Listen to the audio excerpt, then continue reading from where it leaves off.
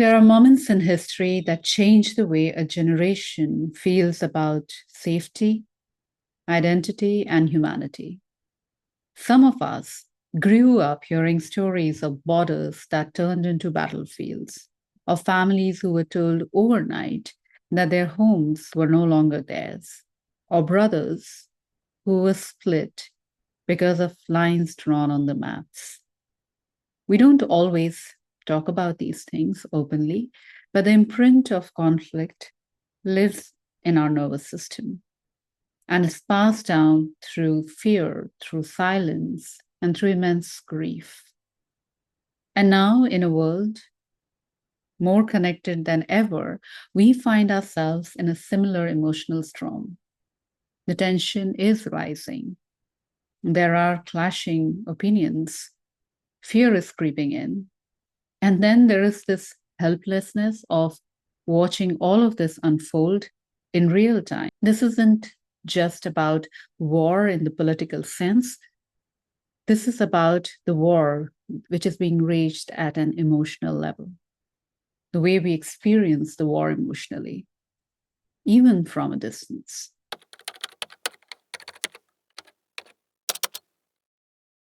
War doesn't only destroy land, it destroys the landscape of the human mind. Whether you live in the epicenter or you live thousands of miles away, the ripple effect is felt inward. And we begin to constantly feel on the edge. We lose our sleep. We react in extremes. We struggle to think clearly and make any kind of decision. And we internalize a lot of fear because we don't know how to process a lot of it. In the age of internet, what we are today witnessing is collective trauma transmission. And this trauma spreads not just with bombs and bullets, but through words, posts, reels, and tweets. And that's why this moment calls for something more than just awareness. It is asking us, calling for us to be more mindful, to step into mindfulness in the ways in which we show up. We are consuming war in real time today. But if we are not mindful, this war will consume us, first mentally and then in any other way. Social media was meant to connect us. But in times like these, social media itself becomes a battlefield. You begin to scroll and you begin to notice that you start getting angry. You feel hopelessness, helplessness, guilt of looking away, or guilt of constantly scrolling and being glued onto your phone. And then a lot of us wonder, is there any way to be okay in the middle of all of this? The answer is yes, there is. Mindfulness is not going to erase your pain. It is not going to change the situation which is beyond your control, but it helps you to meet what is with presence instead of in a state of panic, in a state of being unregulated.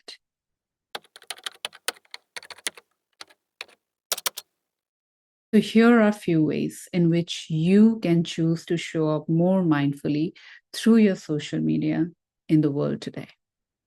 Number one, set an intention before you scroll. Ask yourself, why am I here? Am I here to understand?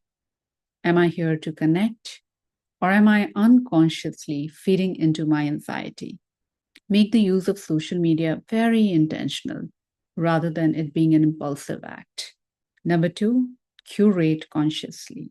Mute the chaos, not because it is not important, but because you cannot pour or serve from a dysregulated state. Follow accounts that offer clarity, humanity, and grounding instead of just noise. Number three, wait before you react.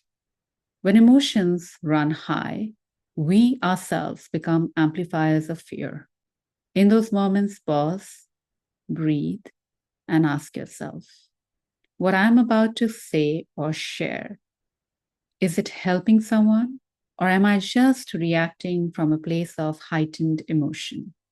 Number 4, practice the 3 to 1 rule. Balance every heavy post with 3 nourishing posts. It could be about art, it could be about some wisdom, or something that calms you down or grounds you.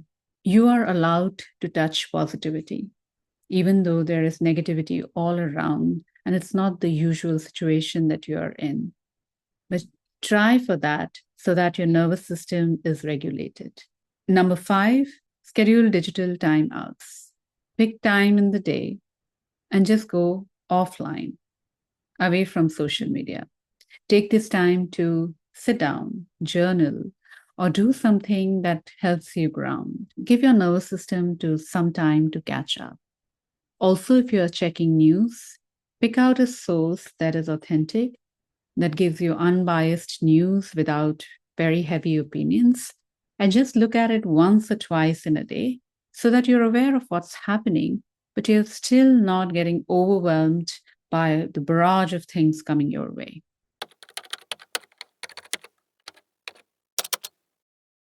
In the chaos, it is very, very tempting to speak louder, to have an opinion, to post faster, or to try and control the narrative. But wisdom doesn't shout, it first listens. Mindfulness in these moments teaches us to be present with discomfort, hold opposing truths and thoughts, grieve without feeling the need to shut down completely, speak with intention instead of being very reactive. And this isn't about being detached, it is all about being anchored, being more present, staying in the now. If this video gave you something to reflect on, share it with someone. Because in times like these, we need more conscious voices.